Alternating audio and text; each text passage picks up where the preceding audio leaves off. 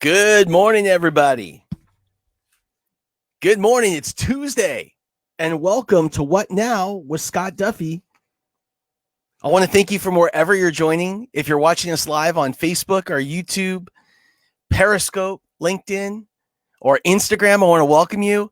And for anyone who's new to this program, when you drop in, if you're watching live on social media, if you could write down what your name is, give us your name, the industry that you're in, and the biggest challenge that you're having right now, or questions that you have, so I can work to shape the rest of this show around you. Again, my name is Scott Duffy, and I want to welcome you. There is so much to talk about today. There is so much to talk about. It just seems that every day we have new news break as soon as we get off the air, and it's been a really busy morning. And so I have a bunch to share with all of you about stimulus checks, EIDL, PPP, some new news, and some really good news too about a path that we may be taking to start to open the economy back up and help us to get back to work. And so I'm pretty pumped up this morning. I got to share, sometimes, I wake up or, go to sleep. I typically go on online around midnight to see what's happening in the overnights in other parts of the world to shape the news the next day for this program. And then what I do is I get up early and I'm reading through the news. I'm watching. I'm talking to people. And some days the news and the sentiment has been really down and really low. But today I'm feeling really good. I'm feeling really positive about the outlook. Even though we're filled with a lot of uncertainty about when this whole crisis is going to end, when we're going to be able to return to a normal or new normal, there's a lot of uncertainty around that. There are signs that are starting to emerge that are super positive. And boy, I'll tell you, I could use some good news. So today, I'm going to focus a lot of our time on that, on the good news and how we take advantage of this good news to help us to protect ourselves personally, to help us to stabilize our businesses, and to help us position ourselves to really take off on the other side. Bobby Joe, good morning. I want to welcome you. If you're new to this show or this stream, if you could drop in, share your name, the industry you're in, and the biggest challenge you're having or questions that you have. I want to spend as much of the time as I can on this program, shaping the show around you and the questions that you have and what's most important to you. Like I said, a whole bunch to talk about today. We're going to get started here in just a minute. Right now, we're going to let this stream propagate across the internet. For those of you who are watching on Facebook or YouTube, on Instagram, LinkedIn, or Periscope Live, I want to welcome all of you. And I want to thank you for joining us. Again, I'm Scott Duffy, and this is What Now? So, gosh, like I said, I'm feeling good this morning. I'm starting to see a consistent barrage of good news and things that I think are going to point us in the right direction to help us get out of this crisis and get back to work, to get money flowing back into our accounts. So this is all really good stuff. And that's what I'm going to focus this show around. So we are just about 30 seconds out. So I'm going to let this propagate just a little bit longer, and then we're going to be going live on Nationwide Radio. And I want to thank all of you guys for joining. And there's so much to announce this week, too. We have a big event. Mark your calendars. The big event is Thursday, May 21st. It's from 8 a.m. to midnight. It will be the biggest live stream broadcast in the world focused on business. We have got a roster of celebrity entrepreneurs, entertainers, artists, and athletes that is totally second to none. And these people are going to share stories, inspiring stories, encouragement, and tools, specific lessons and tools that we all need to help us come out stronger on the other side of this. All right. It is time. We got 5 seconds. So I just want to say welcome and thank all of you for joining. Again, if you're here in social media on the stream, please drop in your name, industry you're in, and the biggest question you have so I can shape this show around you. Good morning. My name is Scott Duffy, and this is What Now with Scott Duffy. I want to welcome you from wherever you're listening. You can tune in each day at 10 a.m. Pacific time to watch the live broadcast on Facebook and YouTube, listen nationwide on Dash Radio throughout the day, or download the podcast. This show is for entrepreneurs, small businesses, and those thinking about starting their own companies. It's for people affected by this economy. Maybe they lost their business, their job, they were furloughed, or they saw their consulting contracts canceled just like that. It's for people asking, what do I do now? And how do I come out of this crisis even stronger? Now, our focus today is going to be, when do we go back to work? And when we do, what opportunities will that create? When do we go back to work? What opportunities does that create? And how can we seize those opportunities? But before we drop in, I want to share with you a little bit of news. First, the World Health Organization is reporting 1.9 million cases of coronavirus this morning and 120,000 deaths worldwide. Now, we are still not, according to WHO, at the peak of this virus. In the US, there's 560,000 people infected and 23,000 deaths here in the United States. All 50 states, check this out, all 50 states are under disaster declarations for the first time in the nation's history. 95% of the US population is under stay-at-home orders, and 70% want to stay at home under lockdown until they know that things are safe to go back to work. Nearly half of those employed think that they will lose their jobs if they don't go back soon. And 17 million have applied for unemployment over the past month. Now, just to give you some perspective, and then we're going to shift to all those really great news, just to give you some perspective, during the Great Recession of 2008 and 2009, it took 44 weeks, that's roughly 10 months, to reach the unemployments that we've reached in just over three to 4 weeks. So it's really crazy how much change has happened in such a short period of time. And I just want to congratulate you. I want to congratulate everybody for getting through it and getting through this point, because this has not been easy. This has been pretty doggone cray-cray. I mean, none of us have ever experienced anything like this. This is a once in a generation type of experience where our nation has literally shut down. We have locked down 95% of the population, and we have had to change the way we work, the way we interact, the way we play, the way we sell, the way we do business. We've had to change everything virtually overnight. Now, there are a growing number of people across the country that want to get back to work, and their voices are starting to be heard, especially in states that haven't been hit as hard as states like California and New York and Seattle and Illinois and Louisiana. There's several states that have very few infections, and people in those states are really starting to become vocal. They are really starting to scream out that they're ready to go back to work. In fact, and you know, I want you to think about this. You know, some people, may wonder why why there may be folks out there that are pushing so hard to get back to work when there's still so much uncertainty about whether or not they can be infected or spread this or whatever. The reason is, if you're watching me today and you're in a live stream, this assumes a couple things. This assumes you have an internet connection somewhere, you have a device that's connected to the internet, and you have the ability to get online and to watch this broadcast. And the reality is that's a luxury.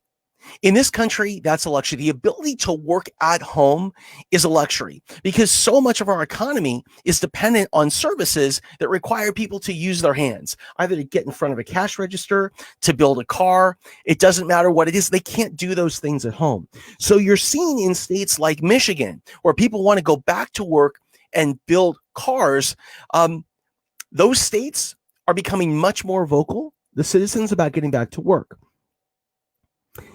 And it's really interesting because you're starting to see this morning talk of several countries beginning the process later this week and beginning next week of getting back to work. In fact, Denmark is already outlining how they're going to get their kids back into school. And there's a growing push by our federal government to ease restrictions and the stay-at-home orders. And what I would expect after watching President Trump last night is I would expect an announcement to come this week for how he's planning to reopen the country. And I think this is really, really, really good news. Governors on the East Coast in the northeastern states and on the West Coast along the Pacific, California, Oregon, and Washington are now working together as teams. So you have the East Coast team and you have the West Coast team. And they're working as teams to collectively collaborate on how they will effectively ease up on stay-at-home orders and cooperate with people moving between states and things like that. So again, I think that this is a really, really great news for all of us that are really ready to get back to work. There are things like there is motion, there is momentum behind all of this starting right now. Now, what does that look like? It's highly likely that a reopening doesn't happen all at once. It happens in phases. In the first phase will not take place in the places that are hit most hard. The first phase will take place in areas of the country or areas of the world that have not been as impacted, where the rate of the spread of the virus is really low, where there is a really low likelihood that there's going to be an outbreak, a major outbreak in those areas. Those are the areas that we would expect to open up first. So the first thing to take in consideration is geographic. The second is occupation. So some occupations will likely be allowed to go back to work quicker than others. So, as an example, doctors going back to work or dentists going back to work or attorneys or accountants that don't have to interface with a lot of people every day will probably be the first professions that are enabled to go back to work without any penalty or anything like that. The third thing is how many people come together around your business.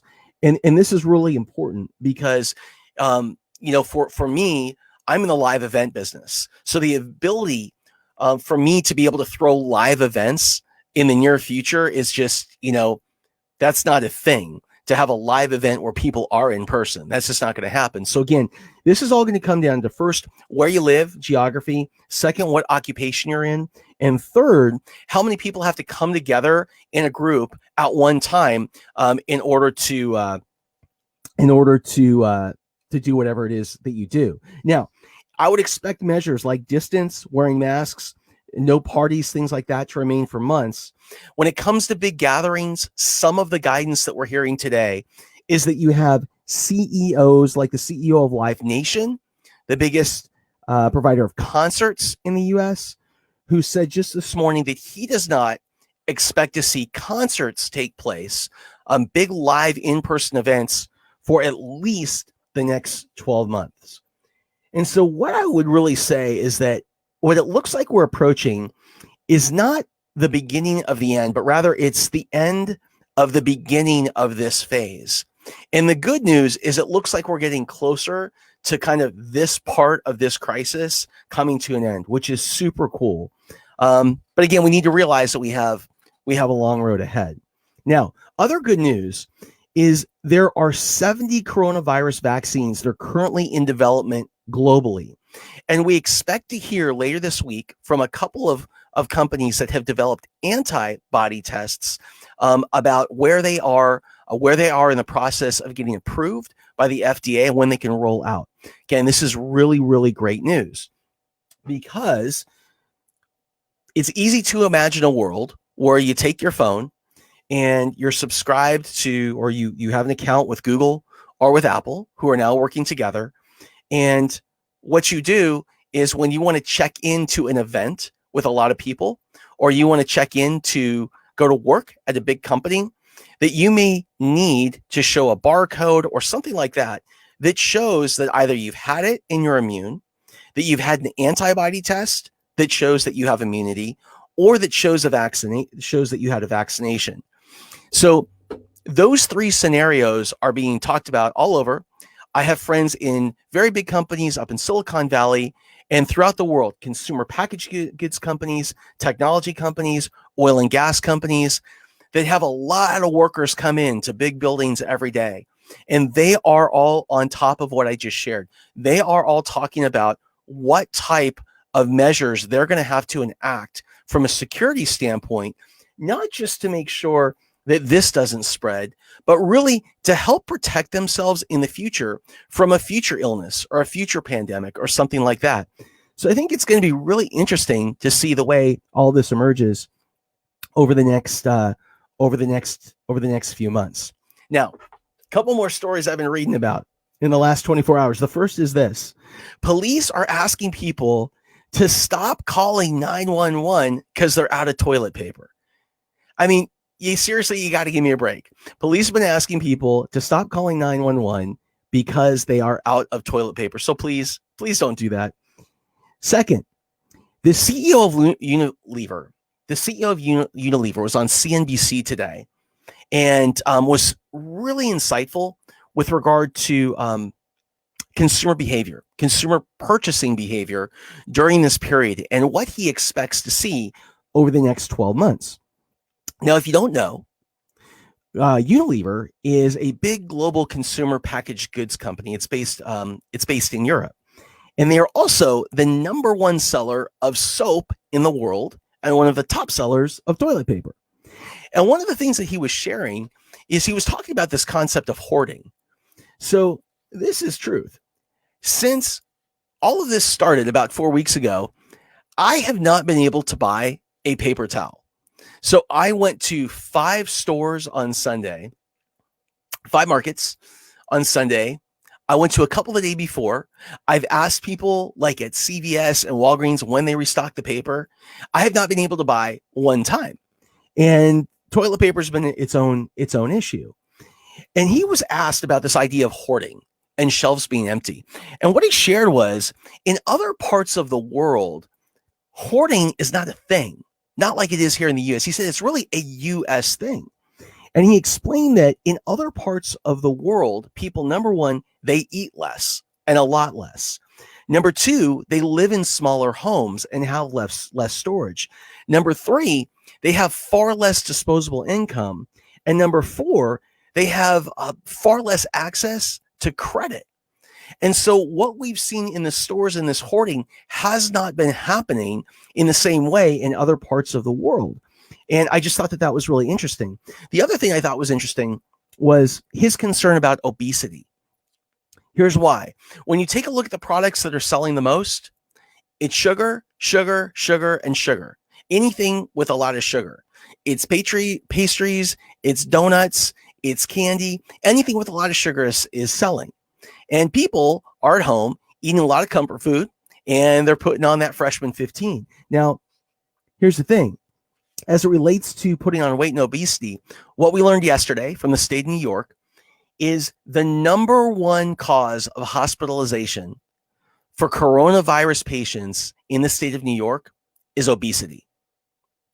The number one cause of hospitalization in New York for coronavirus patients has been obesity. And so again, stay away from the sugar and stay away from the comfort food as much as you can.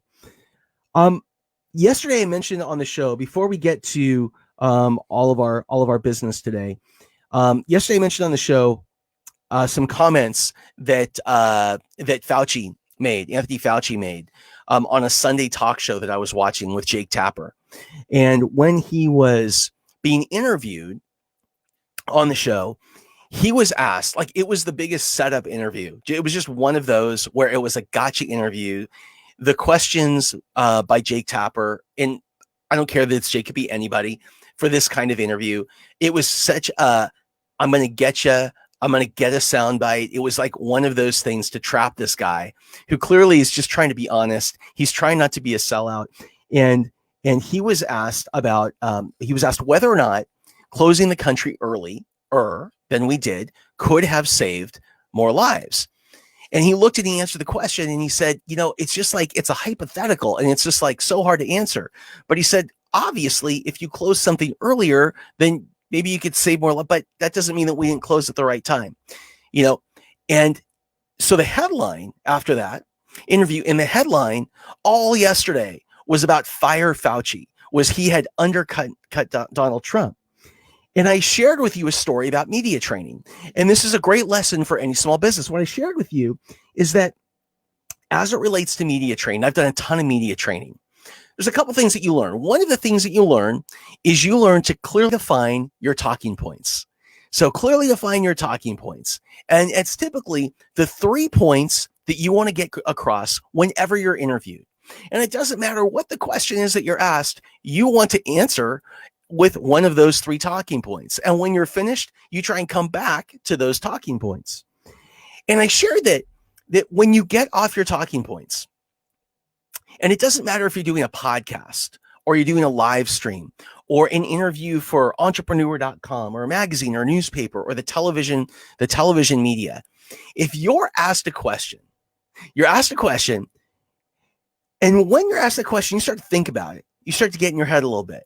And in your gut, it feels like you shouldn't say what you just kind of want to say, but you do it anyway. The odds are that was the wrong thing to say, number one. Number two, it is highly likely that's the headline. It just always works that way. The thing that you think you shouldn't say always becomes the headline. And so it was interesting because yesterday I saw Dr. Fauci on the news, and he apologized. And he said, he talked about basically this process. And what he talked about was having a poor choice of words and it kind of being in there. And maybe he shouldn't have said it, and it was just the wrong choice of words. And kind of, right away. So again, when you're talking to folks today about you, when you're talking about your business, have your 3 talking points, stick to those talking points. And by the way, as it relates to talking points, the most important talking point that all of us need to nail down is our introduction. It's our 30-second commercial. It's so important. And so many of us, we just don't get it right. And think about it. How many times have you asked someone, what do you do? And the person looks at you with like a blank stare. Or what they do is they continue, they say, I do this and this and this and this, and they go in a circle. And when they're finished, you have no idea what the hell they're talking about. How many times does that happen? It's happened to all of us. I know I've been guilty of it too. So how do you create the perfect 30-second commercial? And by the way, today it can't be 30 seconds. So when I was growing up, it was a 30-second commercial. And then the internet came and it was like a 25. And then social media came and it was, what was it, 20. And then came TikTok and now it's 15 seconds. And so how do you do it? Number one, here's what you do. You write this down. Number one, what is your name and your title in your company? My name is Scott Duffy. I'm the founder and CEO of SD Media. Okay, that's number one. Number two, what do you do? So here's my name, title, and company. That's one sentence. What do you do in one sentence? What is the market that you serve in one sentence? How do they benefit in one sentence?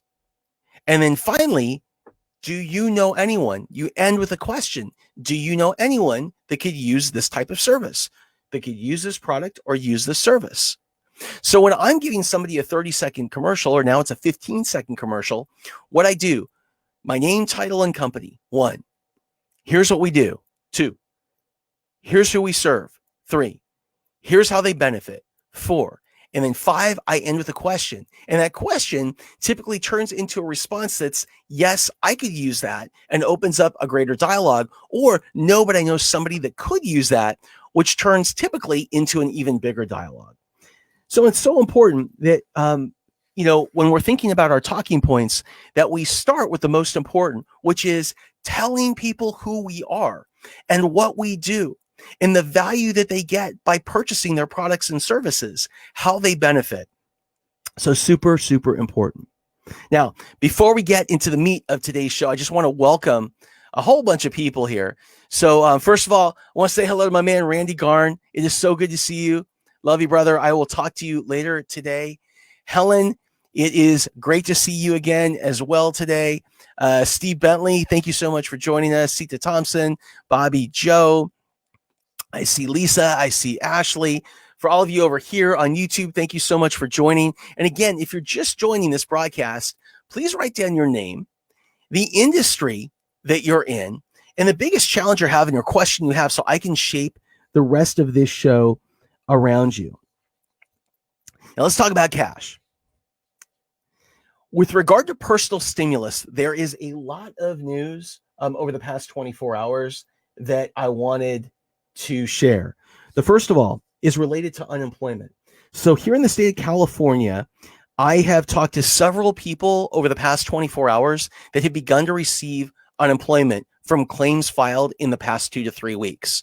So if you have filed for unemployment, you haven't heard anything back, watch out. Take a look at your mailbox, because you would be getting that check, not in the form of a check, but in the form of a card. It is like a debit card.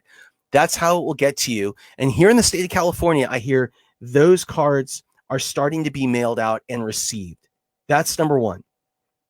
Number two is personal stimulus. So the first personal stimulus checks, those checks that started at $1,200 per month, $1,200 as a one-time check from the government to taxpayers to help them to offset this price they're paying by not being at work. And those personal checks start at $1,200 for people who earn less than $99,000 a year. They start at $1,200. And for each child, it's an additional $500. For a family of four, you're eligible for up to $3,400 in a one-time payment. Now, this program was announced 2-3 weeks ago, and I get a lot of emails and a lot of texts and DMs about this particular program. People are asking, where is their money? I haven't heard anything back. I did what I was supposed to do. Where is my money? Here's some great news. That money started to be delivered over the weekend. So it was delivered over the weekend.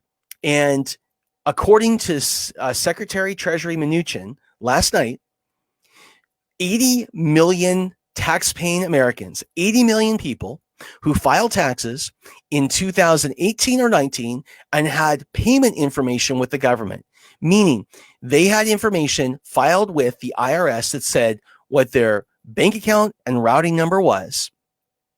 Those 80 million people should be receiving money in their account no later than tomorrow.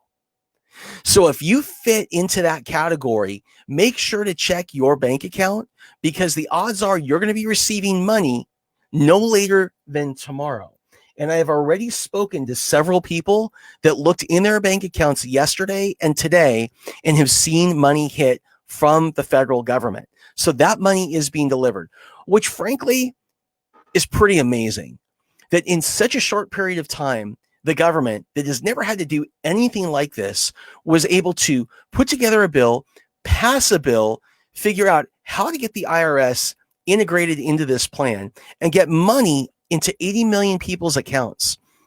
That is all happening right now. And again, I've talked to several people that have seen that money already hit. Now, here's the thing.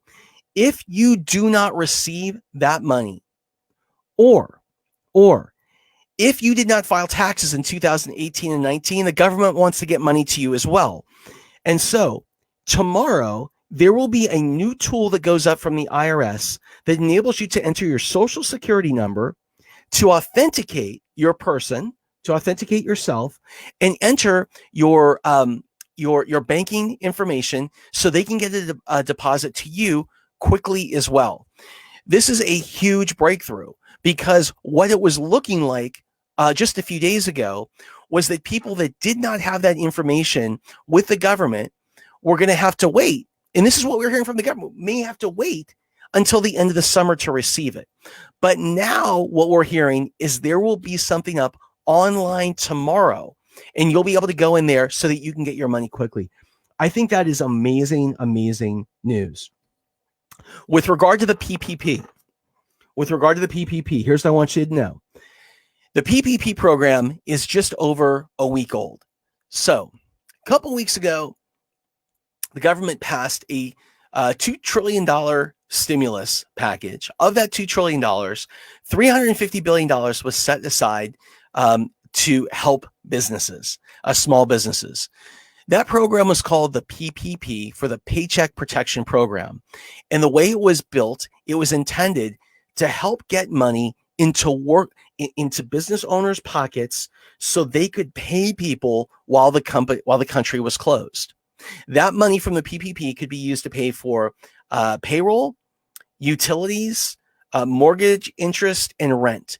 And if you used 75% of the money towards those things, all of that money that you just got as a loan could be completely 100% forgivable.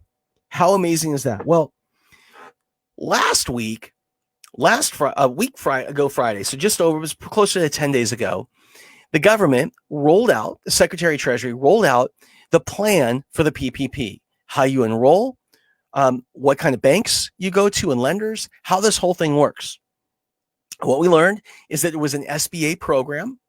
It would be fun, and the way an SBA program works is the SBA gets behind banks, community banks, and other lenders that are SBA certified.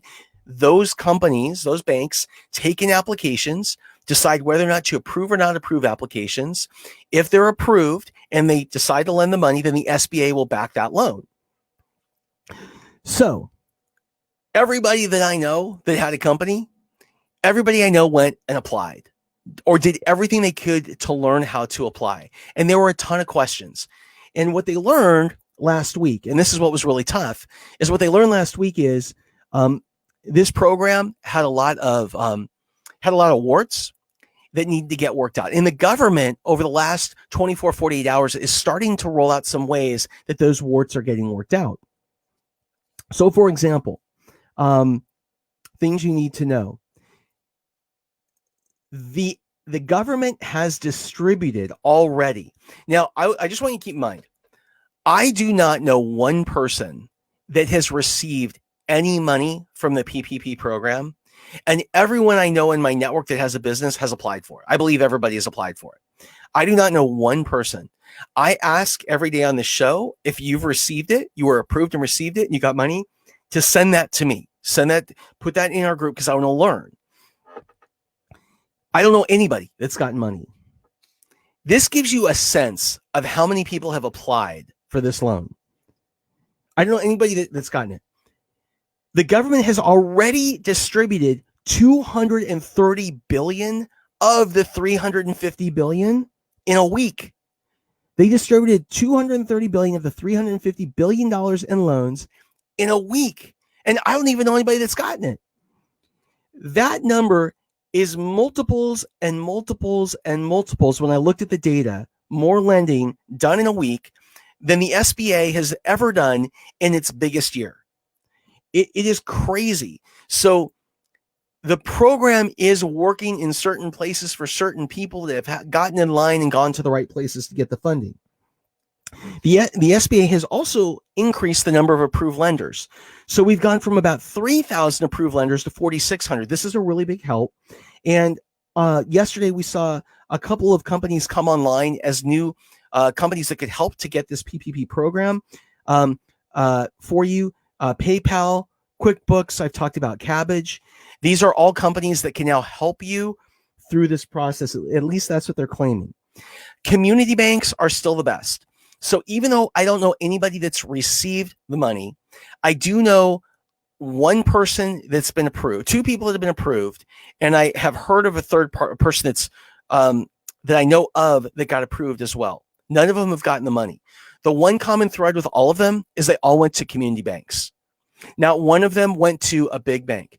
In fact, the people that I know, and even people that have a really big payroll at places like Wells Fargo, with Wells Fargo, Chase, JP Morgan, stuff like that, they have all expressed to me what a pain in the neck it's been and how tough the process has been with those banks. And one of the things that we're seeing with those banks is that the standards that they're trying to hold businesses to when applying for this SBA-backed loan are the same, if not more stringent standards that were used before this crisis. And what the government promised is relaxed, reduced requirements in order to get the money and to get funded. And so there's been a total disconnect there between small business and big banks. But what I will say is through community banks, through credit unions, things like that, the process seems to be working. So I would reach out to those guys. Also, more good news about money. This week, states were promised by the Treasury to be given through stimulus a certain amount of cash. The first half of that money goes out to states ahead of schedule this week, and the second half goes out next week. There is another $2.3 trillion in liquidity that's been announced for mid-sized businesses. That's businesses with 1,000 to 10,000 employees. Now, look, on every other day, I think I've spent more time teaching and training and not only sharing information, but tools and things like that to help you guys manage through this crisis. But I've had so many questions since last Friday about these areas. Now that there's some new news coming out, I just think it's important to share, and it's something we can refer people back to. So again, I just think that this is really great news, because I know that I've been frustrated. I know that a lot of you have been frustrated. A lot of our friends, our family, our coworkers, our employers have been frustrated because they heard about all this cash they would have access to. They jumped on top of it. They did everything that they said that they were told to do, and then they heard nothing. But what I want to share is, in a week and a half, government, which moves like a big, it takes miles for a big aircraft carrier to turn around. Government, which is just like that big aircraft carrier, has really created and implemented some amazing things, should the money be hitting in a relatively short period of time. If you've gotten any of this money, will you please do me a favor and let me know in one of these threads? So whether you're watching on YouTube or Facebook or LinkedIn or Instagram or Periscope, I would love to know if you have received any money. So Chris, first of all, welcome to Chris Noggle. Thank you so much for joining. Chris, we're going to have you on the show here with our sponsor in a week. So I'm really looking forward to that. That's the way a lot of people have felt. A lot of people have felt like the government almost wants us to fail. Like the government feels like small businesses have the liquidity of companies like Apple and Google and Facebook. Like we can just hold on, we can just tighten our belts. We can hold on for a little bit longer in order to, and we can ride this storm like the big companies can. And you know what? Just ain't the case. That's not the case with small business. Now, I'll tell you one thing that I did hear yesterday that I really did think was a cool idea. And this related to restaurants. So I have a ton of friends that own restaurants, and these restaurants, everyone's closed. A lot of my friends are calling me right now. They're calling me right now about, should they file bankruptcy? Should they wait? Is the PPP going to get to them in time? They're concerned. It's just an idea. But one of the things I heard yesterday, President Trump talk about was the idea of reinstituting or going to Congress and reinstituting the tax deduction for meals that used to exist for business. So if you took someone to lunch or you took somebody to dinner and it was for a business purpose, it was for a business purpose, you could write a big portion of that meal off. And that was one thing that brought a lot of additional business to restaurants. When that deduction went away from our taxes a couple years ago, it dropped the amount of spending nationwide at restaurants. What he was talking about was bringing that back as soon as possible and rewriting that into the tax code so we could begin, once everything opens up, to get back to restaurants and to spend more, knowing that we can deduct some of that. Chris, you're right. Bad tenants. One of the things that keeps coming up with friends of mine that own property and that have tenants. So they own apartments. They may be leasing something out to in a condo, things like that. They're saying to me they can't evict bad tenants. And it comes to me in a variety of different ways. So one way I hear them talk about this is they'll say, look, I have tenants. I have to pay my mortgage for that property every single month. And I don't, I need rent. So what they've done is they've gone back to their mortgage holders. And in many cases, the mortgage holder, the lender, will give them some kind of deferment on payment. A lot of my friends have received 6 months of deferment on their mortgage payments. So what they're able to do is work with those tenants and give them more time. I have other friends of mine that they haven't been able to get that deferment. They need that rent payment.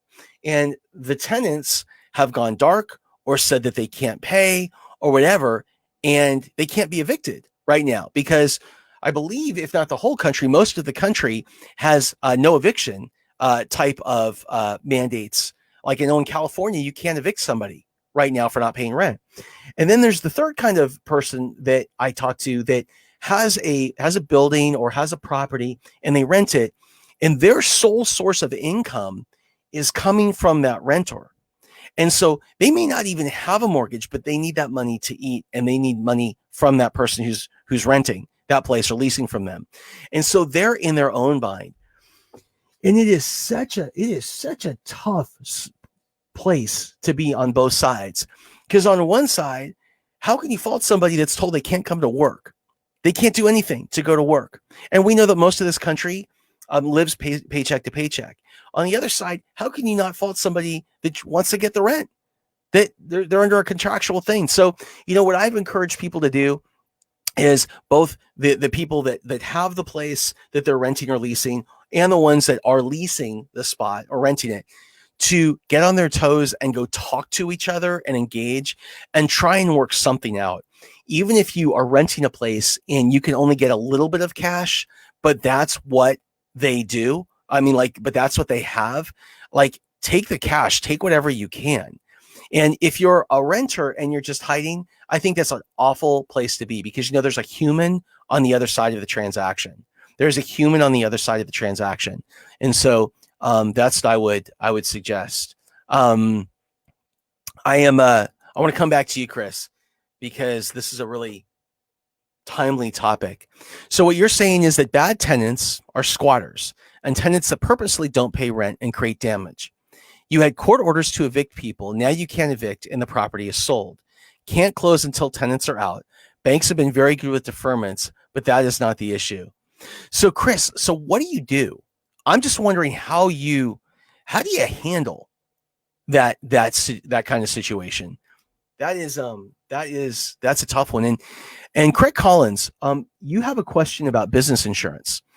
So many lenders out there, I would call, if you have business insurance, call your lender, because many lenders right now, they're not necessarily advertising it, but they're offering it, are giving a rebate on your insurance policy if you pay on a monthly basis.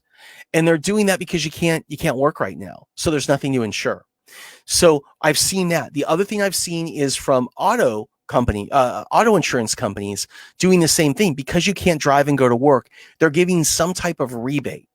Not all, but some of them. And so I think if you're looking for cash right now, why not try everything? That is definitely a place you can go. Also, I just wanted to come back for a second. I wanted to come back to unemployment. So if you have never applied for unemployment and you're applying for the first time, even if you have applied for unemployment, some states, again, this is government, some states make this process so complicated. I walked somebody through the process a couple of weeks ago. I took them to the California EDD website, Employment Development Department website. I did a Zoom call with them. I took them step by step through the process. It was all electronic, and I was still confused. So every day I share with you an example of a company that is adapting to this market and hearing what customers are saying. We've had 17 million people apply for unemployment.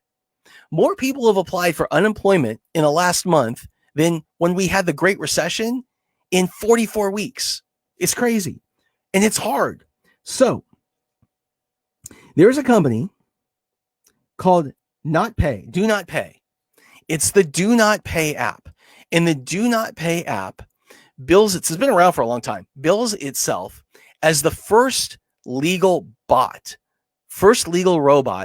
that's available. and it provides all these really cool and great service and things like that. But it's all been built as a bot. So it can take you through a lot of different processes and guide you through a lot of different things as a bot. So they have added to their app, they're the first robot lawyer. That's how they position themselves. They have added a new feature to help people to get unemployment. It will walk you through getting your unemployment. It's pretty cool. And you pay for it. And so here's the thing. It's just another great example of how businesses are listening to their customer, or they're listening to their prospect, they're listening to the market.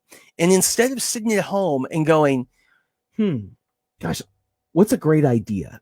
I need to come up with an idea. By the way, this is the way most businesses start. I have an awesome idea. I'm going to build it, and then I'm going to put it out there. Instead of doing that, what they're doing is they're going, what do customers need right now? Let me go talk to some people. What do they say they need most? What would have to happen? How would they know they're getting what they want? What would they be willing to pay for it? Like, don't sit at home on your computer trying to come up with that next big idea.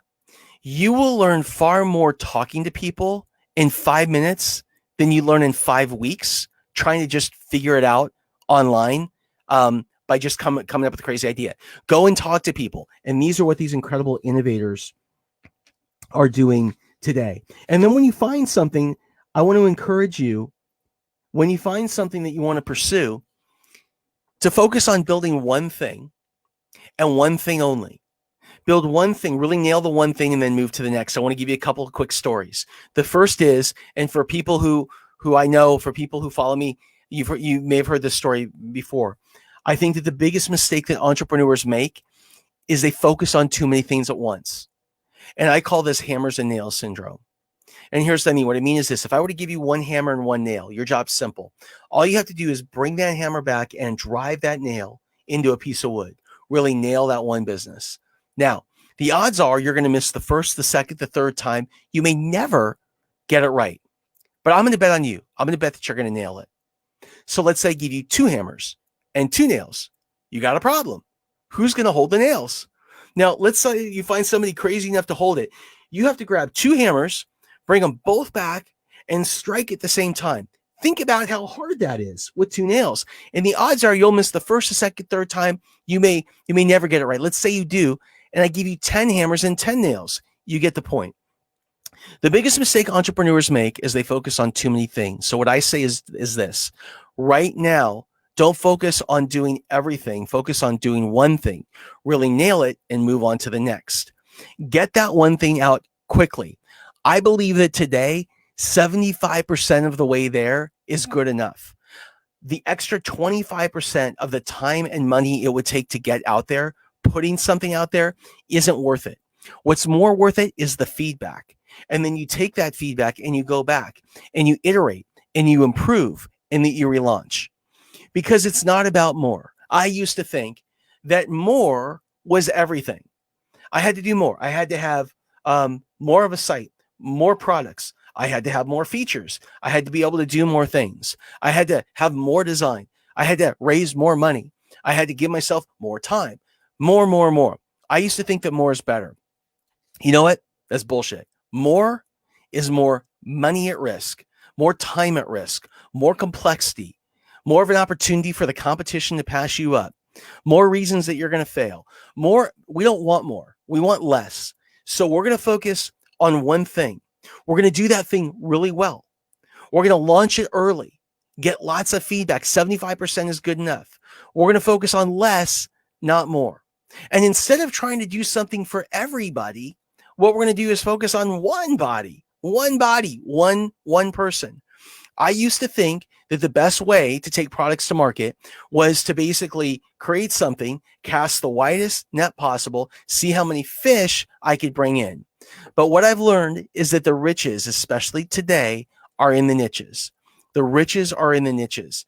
The deeper you go with a single solution, the further that you drill in with a single solution, you will find you can grow further, faster, and with far less capital than you ever imagined.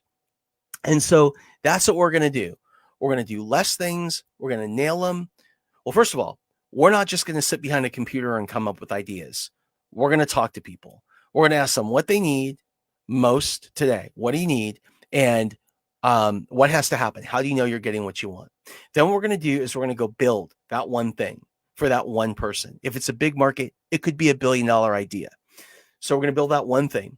When we're 75% of the way there, we're going to launch it. And by the way, this doesn't have to be technology. It could be your notary service. It could be your lending service. It could be your haircutting service. I don't, but think about how many people are going to need a haircut when this whole thing is over, right? 75% of the way there, we're going to push it out.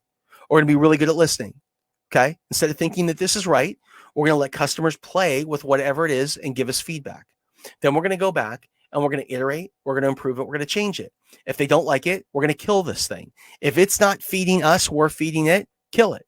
If it's feeding us, if people like this thing, they like this, they want more of this, maybe they want it in a slightly different way, then what we do is we continue to pump the gas even harder. We push it out to more people is what we do. That new and improved version. We'll never do more. We will never do more. We'll always do less. And that way we will put ourselves at less risk. And that is so important because I used to believe that the most important job for me as an entrepreneur had to do something with business, and it's not. The most important job of any entrepreneur is learning to protect yourself. So if things take longer than planned, they don't work out as planned, like this product we're talking about, they go sideways, you can respond quickly and you can bounce right back. You know, I'll share a story. So, actually, before I share this, let me come back to comments. I want to talk to you guys.